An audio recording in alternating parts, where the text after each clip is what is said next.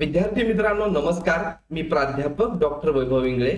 मित्रांनो, जसं की तुम्ही सर्वजण वाट पाहत होता की MSCET च्या विविध एक्झाम्स आहेत, त्याचं रजिस्ट्रेशन केव्हा सुरू होणार आहे, तर काही कोर्सेसचं रजिस्ट्रेशन आता सुरू झालेलं आहे. पण त्यापूर्वी आपल्याला सर्वच कोर्सेससाठी अगोदर एक स्टेप आहे, ती म्हणजे कॅन्डिडेट रजिस्ट्रेशन आणि त्यानंतर एक्झामचं रजिस्ट्रेशन करायचंय.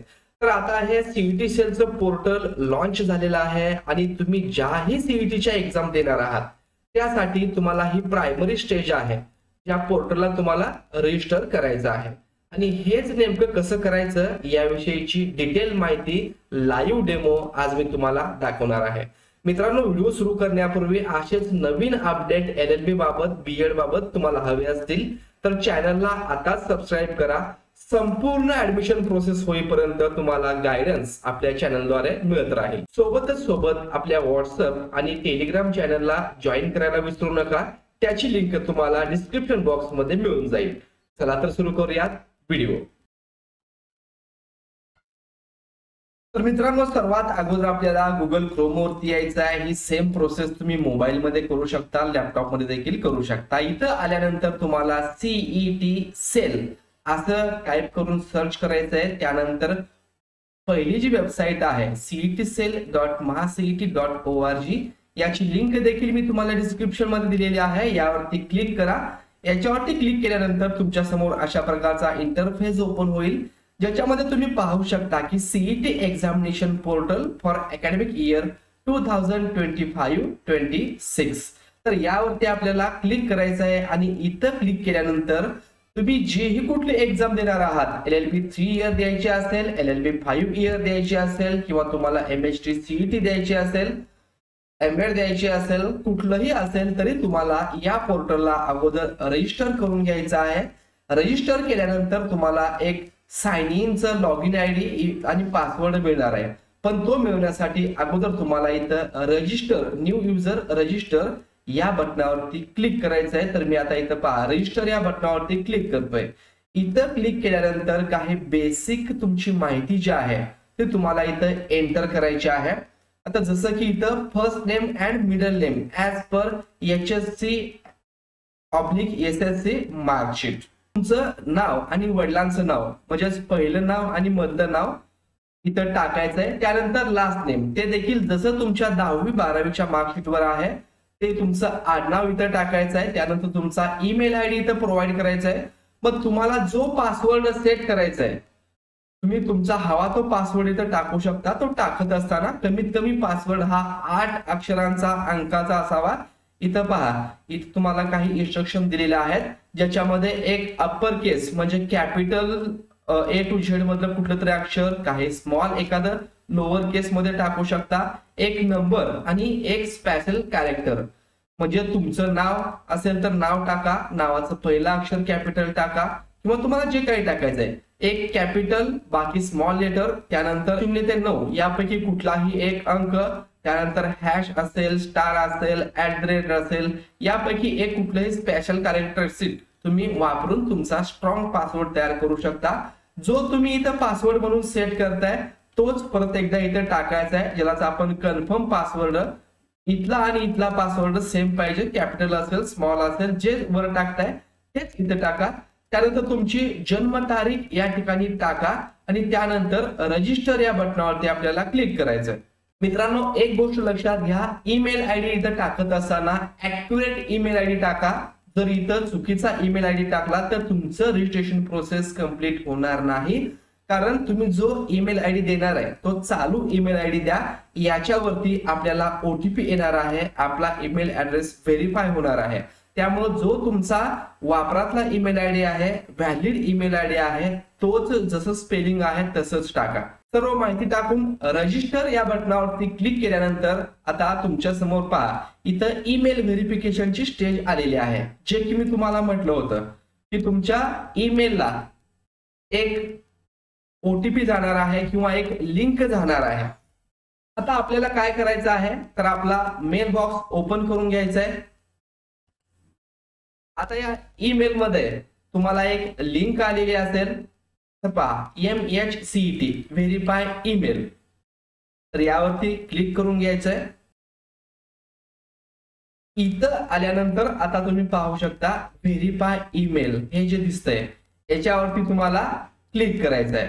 इथं क्लिक केल्यानंतर तुमची व्हेरिफिकेशनची प्रोसेस कंप्लीट होणार आहे आणि तुम्ही तुमच्या अकाउंटला लॉग इन झालेले आहात. तर आता इथं काही आपल्याला इन्फॉर्मेशन भरायची आहे, जसं की तुमचा मोबाईल नंबर इथं टाकायचा आहे, father's name first name only, तुमच्या वडिलांचं फक्त इथं नाव टाकायचं आहे. त्यानंतर मदर्स नेम आईचं इथं फक्त नाव टाकायचं आहे, आडनाव वगैरे टाकत बसायचं नाही.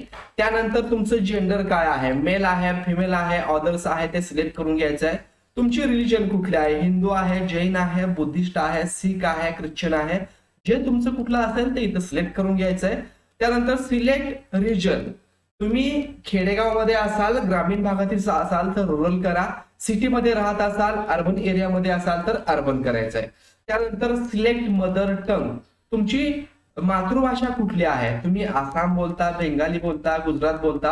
आता आपण महाराष्ट्रामधले आहोत तर मोस्टली सर्वजण मराठी बोलतात, पण काही जण हिंदी बोलत असतील तर ते हिंदी सिलेक्ट करू शकतात. तर आता माझी मातृभाषा मराठी आहे तर मी या ठिकाणी मराठी सिलेक्ट केलेला आहे. नॅशनॅलिटी इंडियन ऑटोमॅटिक आलेला आहे, त्यामध्ये काही चेंजेस करू नका. अॅन्युअल फॅमिली इन्कम इथं आपल्याला टाकायचं आहे आणि इथं इन्कम टाकत असताना एक गोष्ट लक्षात घ्या की तुमचा इथं स्लॅब निवडायचा आहे. इथं जे दिलेलं आहे त्यानुसार तुमचं उत्पन्न जर 15,000 ते 50,000 या दरम्यान असेल तर तुम्ही 15,000 ते 50,000 सिलेक्ट करा. 50,000 ते 1,00,000 या रेंज मध्ये असेल तर तुम्ही ते सिलेक्ट करू शकता. इथे वेगवेगळे इन्कम स्लॅब दिलेले आहेत, ग्रुप दिलेले आहेत, तर ते तुम्हाला निवडायचं आहे. आता मी या ठिकाणी हे इन्कम स्लॅब निवडतोय, माझ्या केसमध्ये हे लागू होतं. त्यानंतर मॅरिटल स्टेटस म्हणजे तुमची वैवाहिक स्थिती, लग्न झालेलं असेल त्यांनी मॅरिड करा, ज्यांचं आणखी लग्न झालेलं नसेल त्यांनी अनमॅरिड करायचं आहे. तर मी इथं आता मॅरिड करतोय. मॅरिड जर केलात तर तुमच्या स्पाउस नेम, पतीचं किंवा पत्नीचं इथं तुम्हाला नाव टाकून घ्यायचंय. त्यानंतर तुमचा ऍड्रेस इथं टाकायचा आहे, परमनंट ऍड्रेस, कायमचा पत्ता. ऍड्रेस लाईन 1 मध्ये घराचा नंबर टाकू शकता, ऍड्रेस लाईन 2 मध्ये तुमच्या घराचं नाव असेल किंवा तुमच्या गल्लीचं नाव असेल, एरियाचं नाव असेल ते टाकू शकता. ऍड्रेस लाईन 3 मध्ये काही नाही टाकलं तरी चालेल, ते मॅन्डेटरी नाहीये, तसं सोडून दिलं तरी चालेल, किंवा तुमच्याकडे काही टाकण्यासाठी असेल तर ते देखील टाकून घ्या. त्यानंतर तुमचा राज्य निवडायचा आहे. आता महाराष्ट्रासोबतच बाहेरच्या स्टेटमध्ये देखील कॅन्डिडेट आपल्या इथं लॉ साठी ऍडमिशन घेतात. अतिशय चांगल्या प्रकारचं एज्युकेशन आपल्या बऱ्याचशा कॉलेजमध्ये, जसं की मुंबईचे कॉलेज आहेत, पुण्याचे कॉलेज आहेत, सोलापूरचे कॉलेज आहेत, त्यासाठी सर्व राज्यांची इथे लिस्ट आहे. त्यापैकी आता आपलं महाराष्ट्र असं खाली आपल्याला स्क्रोल करून शोधून महाराष्ट्रावरती मी क्लिक करतोय. त्यानंतर तुमचा इथं जिल्हा विचारेल, जिल्हा इथं सिलेक्ट करून घ्यायचा आहे, सर्व जिल्ह्यांची नावं येतील. जिल्हा सिलेक्ट केल्यानंतर तो इथं त्या जिल्ह्यामधील तालुक्यांची नावं येतील, ती तुम्हाला सिलेक्ट करून घ्यायचं आहे, तुमचा जो तालुका आहे. त्यानंतर त्या तालुक्यातील गावांची लिस्ट इथे येणार आहे, त्यामधून गाव सिलेक्ट करून घ्या. तुमचा पिनकोड, एरियाचा पिनकोड टाका. जर तुम्हाला पिनकोड माहिती नसेल तर गुगलला तुमच्या गावाचं नाव टाका आणि पिनकोड टाका, सर्च करा. त्या गावाच्या पिनकोड सहित तुम्हाला ती माहिती मिळेल, तर तो पिनकोड तुम्हाला इथे टाकायचा आहे. माहिती नसेल तर तुमच्या जे काही शिकलेले लोक आहेत किंवा पोस्ट मास्टर आहे त्या पोस्टमनला तुम्ही विचारू शकता, किंवा एखादं लेटर तुम्हाला आलेलं असेल तर, किंवा सरळ सरळ तुमच्या आधार कार्डवरती पत्ता जो असतो त्याच्यावरती तुमच्या गावाचा पिनकोड हा एंटर केलेला असतो, तिथून तुम्ही तुमचा पिनकोड घेऊ शकता. त्यानंतर एसटीडी कोड टाकायची गरज नाहीये, तो मॅन्डेटरी नाहीये. इथं तुमचा मोबाईल नंबर टाकायचा आहे, जो तुम्ही वर टाकलाय तोच टाकू शकता, किंवा अल्टरनेट नंबर इथं टाकू शकता. त्यानंतर ऍड्रेस फॉर करस्पॉन्डन्स, जर परमनंट ऍड्रेस आणि तुमचा सध्याचा रहिवासी ऍड्रेस वेगळा असेल तर तुम्ही इथं वेगळा ऍड्रेस टाकू शकता. दोन्ही जर सेम असतील तर सेम ऍज परमनंट ऍड्रेस यावरती तुम्हाला क्लिक करायचं आहे. तुम्ही वर जी माहिती भरताय तीच माहिती इथं खाली परत ऑटोमॅटिक एंटर होणार आहे. आणि हे झाल्यानंतर आता ऑदर डिटेल्स आपल्याला भरायचे आहेत, ज्याच्यामध्ये are you domicile in the state of Maharashtra. तर इथं अतिशय काळजीपूर्वक तुम्हाला भरायचं आहे. आता डोमिसाइल म्हणजेच महाराष्ट्र राज्याचे तुम्ही रहिवासी आहात का, तर इथं आपल्याला आहे असंच करायचं आहे. म्हणजे जे महाराष्ट्रामध्ये राहतात त्यांना इथं येस करायचं आहे. जे महाराष्ट्र सोडून कर्नाटक, उत्तर प्रदेश, केरळ, गुजरात बाहेरच्या राज्यामध्ये असतील त्यांनी इथं नो करतील, पण जे महाराष्ट्राचे रहिवासी आहेत त्यांना इथं येस करायचं आहे. येस केल्यानंतर मायनॉरिटी डिटेल्स, तुम्ही याच्यामध्ये अल्पसंख्याक आहात का? मग याच्यामध्ये बरेचसे प्रकार आहेत. भाषिक अल्पसंख्याक आहे, त्यानंतर कास्ट मध्ये अल्पसंख्याक आहे. तर जर असेल तर इथं तुम्ही येस करायचं आहे. जर येस केला तर विचारेल लिंग्विस्टिक मायनॉरिटी और रिलीजियस मायनॉरिटी. मग लिंग्विस्टिक मायनॉरिटी मध्ये गुजराती असेल किंवा हिंदी असेल, कन्नड असेल, ते तुम्हाला सिलेक्ट करून घ्यायचं आहे. जर तुम्ही लिंग्विस्टिक मायनॉरिटी मध्ये येत नसाल तर नॉट अवेलेबल असं करा. जर येत असाल, हिंदी अल्पसंख्याक असाल तर हिंदी करा. त्याचबरोबर तुम्ही रिलीजियस मायनॉरिटी मध्ये येत असाल, जसं की बुद्धिस्ट मायनॉरिटी, ख्रिश्चन मायनॉरिटी, मुस्लिम मायनॉरिटी, तर तुम्ही असं इथं शीख पारशी जे असाल तर ते करू शकता. पण तुम्ही लिंग्विस्टिक मायनॉरिटी मध्ये येत आहे, रिलीजियस मायनॉरिटी मध्ये येत नाही, तर इथं नॉट अवेलेबल करू शकता. तुमच्या केसमध्ये जे लागू होतं ते तुम्ही इथं करा. आता इथं मायनॉरिटी माझ्यासाठी येत नाही तर मी इथं नो केलेलं आहे. नो केलं तर पुढे काही विचारणार नाही. आता इथं पहा, are you person with disability, म्हणजे तुम्हाला अपंगत्व आहे का? असेल तर येस करा, नसेल तर नो करा. येस केलात तर विचारेल टाइप ऑफ डिसॅबिलिटी, अंध आहात, अपंग आहात, बहिरे आहात, इथं त्याचे काही प्रकार आहेत. तर ते तुम्हाला असेल तर सिलेक्ट करायचं आहे. सिलेक्ट केलं तर पुढे काही क्वेश्चन्स येतील, त्याची आन्सर तुम्हाला द्यायचे आहेत. आता माझ्या केसमध्ये इथं अपंग नाहीये तर मी इथं नो करतोय. त्यानंतर select SSC equivalent passing year, 10वी तुम्ही कुठल्या वर्षी पास झालात त्याचं इयर तुम्हाला या ठिकाणी टाकून घ्यायचं आहे, ज्या वर्षी तुमची 10वी झालेली आहे. तर मी इथं आता 2005 टाकलंय, या वर्षी माझी 10वी झालेली आहे. SSC इक्विलेंट टोटल पर्सेंटेज, तर 10वीला तुम्हाला किती पर्सेंटेज पडले होते, तर ते पर्सेंटेज इथं टाकायचे आहेत. तुम्हाला 60% पडले असतील, 62% पडले असतील, 90% पडले असतील, तर ते इथं टाकून घ्यायचं आहे. त्यानंतर सिलेक्ट SSC इक्विलेंट बोर्ड, कुठल्या बोर्डामधून तुमची 10वी झालेली आहे, तर इथं बोर्डांची नावं आहेत. तुमच्या केसमध्ये जे लागू होतं, तुमची 10वी ज्या बोर्डामधून झालेली आहे ते इथं सिलेक्ट करा. आता माझी केसमध्ये इथं Maharashtra state board of secondary and higher secondary education Pune यावरती मी क्लिक करतोय. परत तुम्हाला विचारेल सिलेक्ट SSC स्कूल स्टेट, तुमचं 10वीचं जी शाळा आहे त्याचं कुठल्या राज्यामधून तुमची 10वी झालेली आहे, तर महाराष्ट्रामधून झालेली आहे तर मी महाराष्ट्र सिलेक्ट करतोय. तुमचं इतर कुठला असेल तर तुम्ही ते सिलेक्ट करून घ्या. आता इथं विचारेल are you appeared for 12th HSC diploma exam in 2025. आता जे विद्यार्थी LLB 5 इयर साठी ऍडमिशन घेणार असतील, MHT CET साठी ऍडमिशन घेणार असतील, तर त्यांना इथं are you appeared for 12th HSC diploma exam in 2025. जर तुम्ही या वर्षी 12वीला ऍडमिशन असेल तुमचं, आणखीन एक्झाम व्हायची आहे, अपेअर असाल तर इथं तुम्हाला येस करायचं आहे. पण तुम्ही जर यापूर्वीच 12वी पास असाल तर तुम्हाला नो करायचं आहे. आता LLB 3 इयरचे कॅन्डिडेट असतील, ते ऑलरेडी ग्रॅज्युएशनच्या फायनल इयरला असतील किंवा ग्रॅज्युएशन कम्प्लीट झालं असेल, त्यांनी इथं नोच करायचं आहे.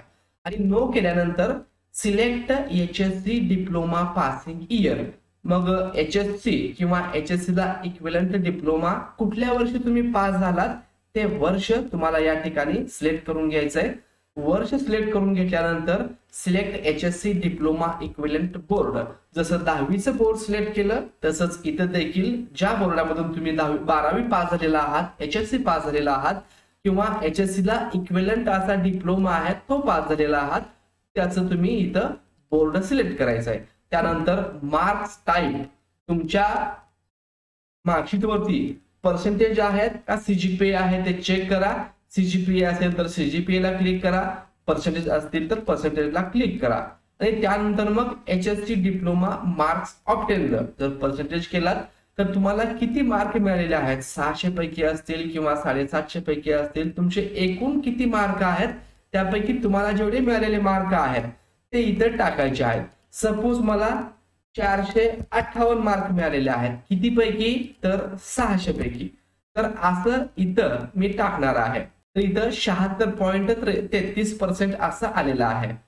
ही सर्व माहिती भरून झाल्यानंतर आपल्याला सेव्ह चेंजेस यावरती क्लिक करायचं आहे। आता डेटा अपडेटेड सक्सेसफुली असं आलेलं आहे। तर आता तुमच्या समोर अशा प्रकारचा इंटरफेस ओपन झालेला दिसत असेल। आता इथे तुम्हाला CET registration, profile, edit profile, help desk, hall ticket of admit card, objection tracker, score card सर्व माहिती एकाच ठिकाणी तुम्हाला दिसणार आहे। तुम्हाला समजा एक पेक्षा जास्त सीईटीला रजिस्ट्रेशन करायचं आहे, जसं की तुमचं जर 12th IPR असाल तर तुम्हाला LLB 5 इयरला रजिस्ट्रेशन करायचं आहे, किंवा त्याचबरोबर तुम्हाला आणखीन MST CET याला देखील रजिस्ट्रेशन करायचं असेल तर हे तुम्हाला वेबसाईटला एकच रजिस्ट्रेशन करायचं आहे। आणि तुम्हाला जो लॉग इन ID पासवर्ड मिळणार आहे तो लॉग इन केल्यानंतर इथं रजिस्टर नाव या बटनावरती क्लिक करायचं आहे। इथं सर्व तुम्हाला UG PG कोर्सेस दिसतील। याच्यामध्येच आपलं LLB 3 इयर आहे, LLB 5 इयर आहे। आता ही रजिस्ट्रेशन प्रोसेस सुरू झाल्यानंतर इथं रजिस्टर असं ऑप्शन येणार आहे आणि पुढच्या महिन्यामध्ये LLB 3 इयरचं रजिस्ट्रेशन स्टार्ट होऊन जाईल। आता पहा इथं MAd आणि MPed याचं रजिस्ट्रेशन सुरू झालेलं आहे। तर इथं बघा रजिस्ट्रेशन विल स्टार्ट सून असं आहे आणि ज्या कोर्सचं रजिस्ट्रेशन सुरू झालं त्याला रजिस्टर नाव असं आहे। जेव्हा आपलं इथं LLB 3 इयरचं रजिस्ट्रेशन सुरू होईल तेव्हा असं ऑप्शन येईल आणि मग ते रजिस्ट्रेशन कसं करायचं हे आपण व्हिडिओद्वारे तुम्हाला डिटेल मध्ये माहिती तुम्हाला मिळून जाईल। त्यासाठी चॅनलला नवीन असाल तर चॅनलला सबस्क्राईब करा। धन्यवाद।